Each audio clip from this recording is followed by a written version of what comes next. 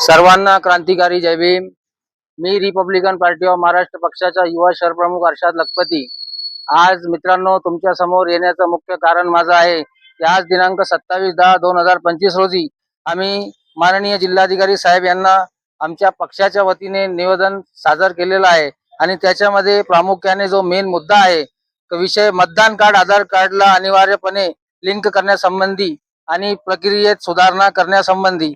अलीकडेच काळामध्ये आम्ही स्वतः पदाधिकाऱ्यांनी काही ठिकाणी सर्वे केले असताना त्या ठिकाणी आमच्या निदर्शनास असं आलेलं आहे की एक व्यक्तीचं काही ठिकाणी 2-2, 3-3 ठिकाणी नावे आहेत आणि काही व्यक्ती 25-25 वर्षाचे झाले, त्यांनी 2-2, 3-3दा नोंदणी केली मतदानासाठी, तरी त्यांचे नाव आलेले नाहीत मतदानामध्ये।